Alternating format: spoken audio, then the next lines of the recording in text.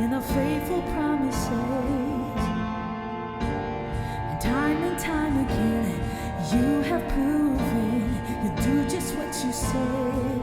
Though the storms may come and the winds may blow, I'll remain steadfast and let my heart learn when you speak a word, it will come to pass. Great is your faithfulness to me. Great is your faithfulness.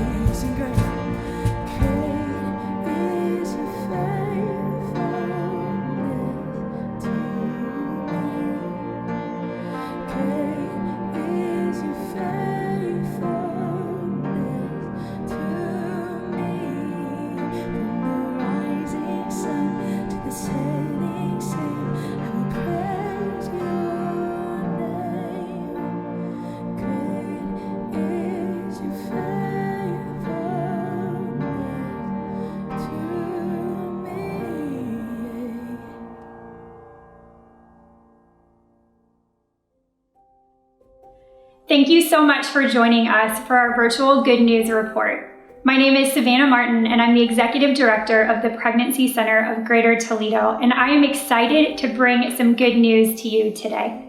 The Bible says that good news from afar is like a cup of cold water to a weary soul. And in these uncertain times, one thing that I am certain of is that God has been faithful through this season. Because of your generosity, the doors of the Pregnancy Center have remained open during COVID-19, following all of the safety guidelines to protect our clients and those that we serve. Because of you, we have served 361 individuals through the months of March and April.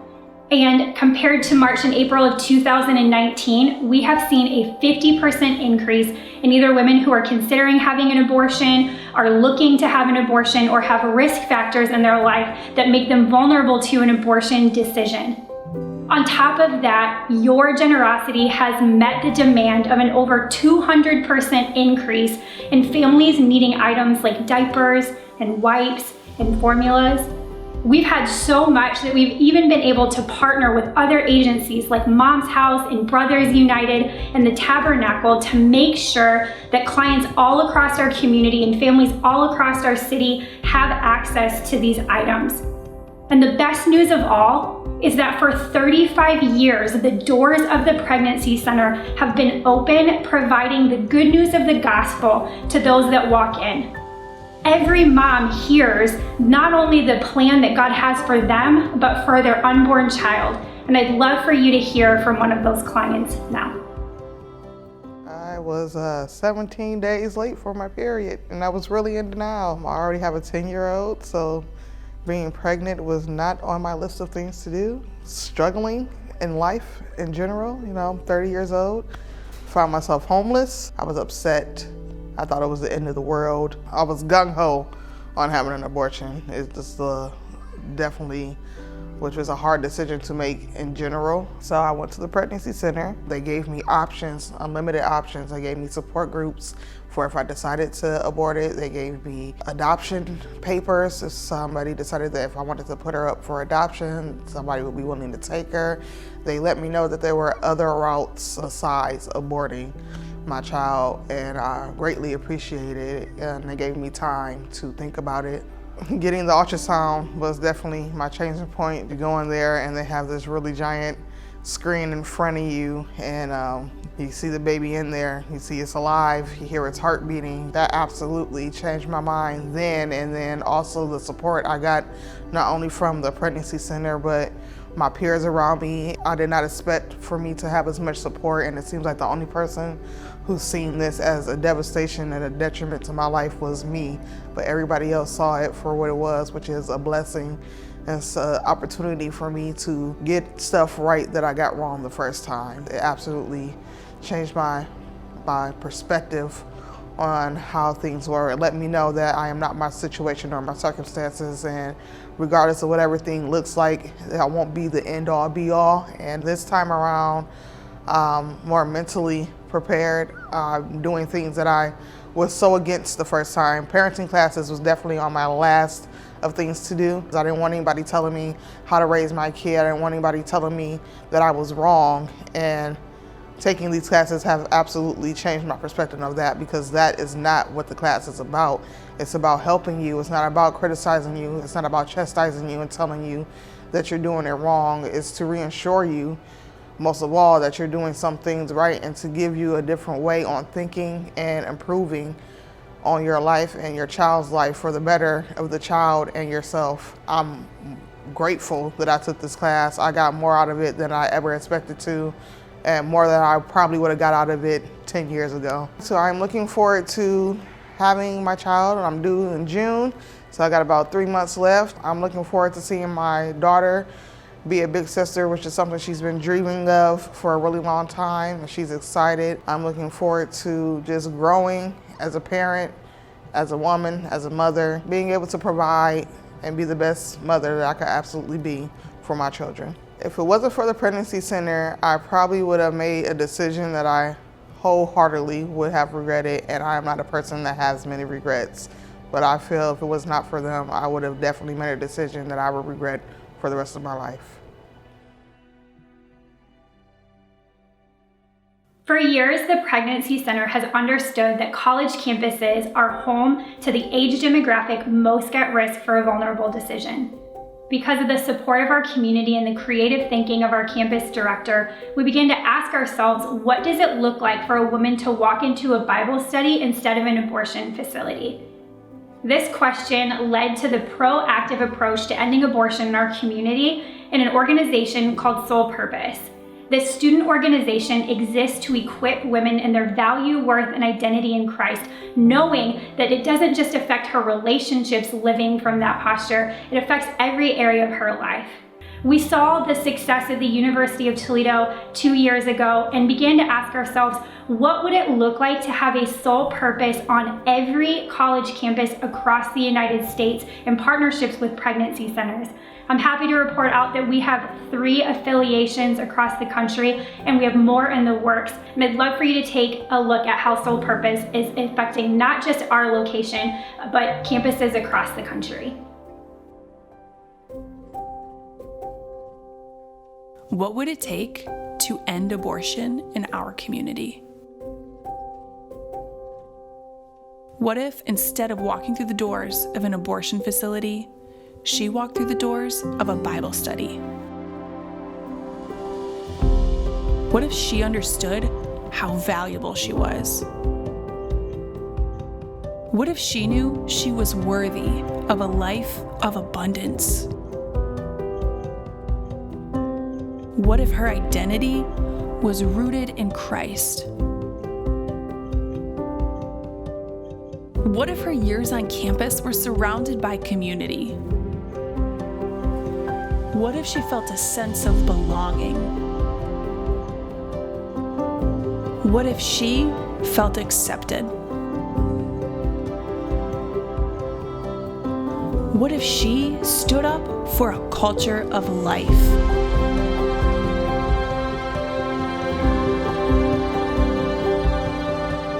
What if she left empowered to be the best sister, CEO, teacher, wife, psychologist, doctor, mother, friend that God created her to be?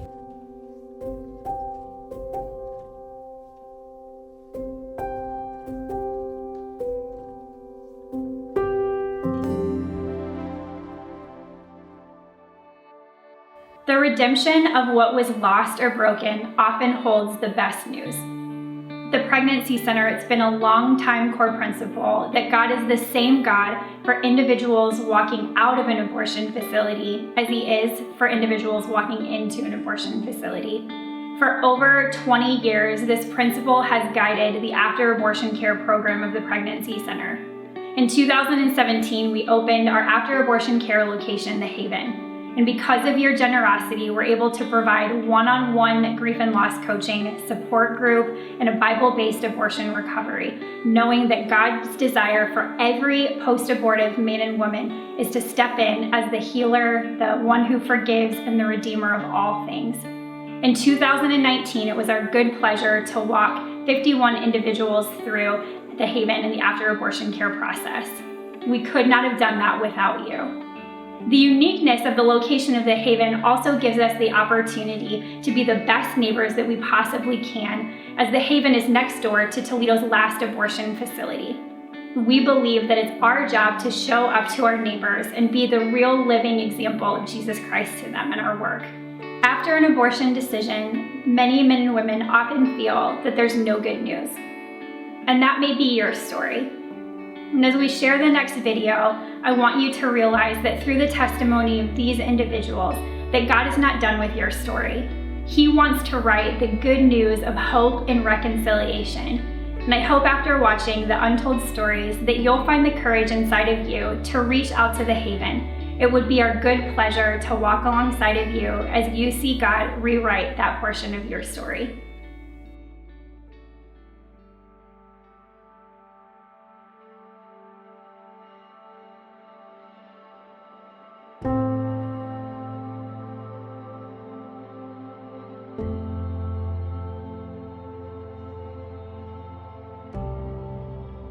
I was 25 years old, engaged to be married, and a few weeks before the wedding, I found out that I was pregnant. Honestly, I was a little embarrassed that I was pregnant before I got married. Well, when I was 16 years old, I got pregnant, sophomore in high school, and the guy I got pregnant with, he was a senior. To be honest, I wasn't happy, but I wasn't scared that I was pregnant because our family was so dysfunctional. I felt like this is someone who I could love and who would love me back unconditionally. 20 years old, I graduated from tech school, got my first job down in Columbus, and my girlfriend at the time, and she wanted to move down there, move in with me, and I was all for that. About maybe 2 months later, we found out we were pregnant. I was 26 when I found out that I was pregnant. I was with someone that I thought was the love of my life. I remember telling my boyfriend at the time that I was pregnant, and I didn't get the reaction that I had always hoped for. My husband and I made the appointment, and we went ahead with the procedure. I told my sister that I was pregnant after finding out, and she told my mother for me. And my mother had made an appointment for me to have an abortion, and I just thought she was waking me up to go to school. When we found out we were pregnant, I was extremely scared. I was frightened, and a lot of that had to do with a situation that had taken place just a couple months before that with my parents. I really feared what was going to happen if I had to tell them. So I thought, the option is to abort the child. She did not want to do that. That was not her choice at all. I was just completely scared. I didn't think that I was in the right place to be pregnant or that I had the support. I guess everything was pretty much unknown to me, and that was terrifying. So I decided to make the choice to schedule an abortion. I suffered from a lot of depression and sadness. I just learned to hide my emotions and suppress my feelings. I didn't talk to anybody about it, so it was just me alone in this dark sadness. Just the bitterness that I had towards my mother for years and years and years. There were so many things during that time that I fell into, addictions, a marriage that almost fell apart on a couple different occasions from choices I made. I kind of just stuffed all of the emotions and kept going through like my daily activities like nothing ever happened. That kind of came to like haunt me later on, years down the road, and actually started using drugs. I had no idea where all this pain, where it was coming from. Still not understanding that like this is all related to the abortion. That was like the beginning of like, okay, I need some help. And like the spring of the following year, in 2016, is when I went to Sweet Endings. And that's when I heard about this abortion recovery. I'll never forget, I was coming home from work, was going down Anthony Wayne Trail, and saw a billboard that said pregnant and scared. I pulled over, I literally pulled over 3 lanes and just sobbed. And I just said, Lord, I don't know what you want me to do with this, but here I am. My wife, who was actually my girlfriend back then, we've been married for over 30 years, so God's been good in that. But she went to the retreat with the Haven, and she thought it would certainly be a good idea for me, and I'm so glad I did. I ended up telling a friend of mine at work what had happened with me, and she had actually been through similar things as I had, and she actually led me to the Haven. After going through abortion recovery, the guilt and the shame that I felt that I carried for so long just left me. You know, I feel free. The heavy burden of it is gone. Walking through abortion recovery was the best thing that I ever did in my life. I did not realize all of the pain that was hidden, all of the bitterness, all of the unforgiveness. A lot of healing and a lot of shame was released. I had guilt, I had shame, I had grief that I was able to, take to the cross and, see God's forgiveness and all of that. Having walked through abortion recovery, now I feel empowered to share my story, to help other women, to just spread the faith that I have and the hope that I have.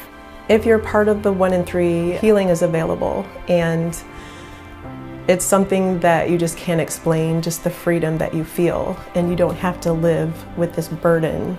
Just do it. Just go through it. You may be scared. You may be scared of opening up doors that have been closed for years, of revealing emotions that you're afraid to tap into, but you have to do it because that's God's way of leading you to healing. Getting the healing will change your life. It will bring you peace. It will bring you comfort. It will take the weight of the world off your shoulders. It will take grief that you never knew you had and open that up. It'll remove shame. If you're part of the 1 in 3 like me, I want to tell you that abortion isn't your life story, that you're not alone, and that there's hope.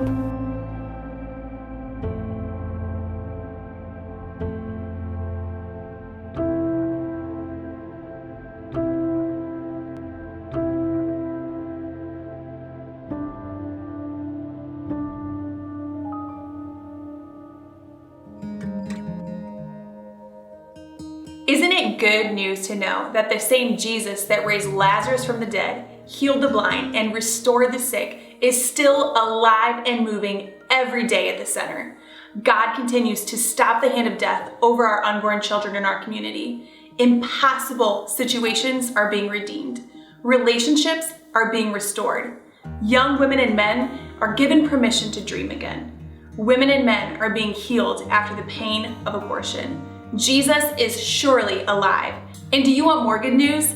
We see over and over God invites his people to participate in the miraculous. One of my favorite stories in the book of Luke is when Jesus is preaching the good news to thousands of people. His disciples come to him and remind him that it is getting late. They say, "Teacher, we think you need to send people home into the city to find food and shelter for the night." But instead he looks at them and he says, "Give them something to eat."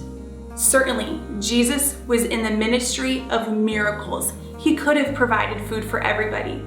But instead, he reached out to the disciples, and the disciples reached out to the crowd. And they found a young boy who was willing to give exactly what he had, 5 loaves and 2 fish. And what does Jesus do? He takes the 5 loaves and he takes the 2 fish, and he divides and divides and divides. And before you know it, there's enough for everybody plus more. Can you imagine the joy of being a child, of being involved in a miracle with Jesus? It is in that same way that Jesus continues to reach out to his children and invite them to be involved in the miraculous. It is of no surprise that after having to cancel our annual fundraiser, Sweet Endings, we were left with a nearly $50,000 deficit in our annual budget. But we believe that where we see a deficit, God sees an opportunity for a miracle. In fact, we already have a matching gift of our sponsors for $35,000 raised by July 1st. Any gift given by July 1st will be matched up to $35,000. Would you prayerfully consider giving of what you have to offer so that God can do the miraculous? Your prayers and support are truly saving and changing lives and providing opportunities for Jesus to do miracles right here in our own community. Thank you for helping us advance the best news of all, the gospel of Jesus Christ. We couldn't do this without you.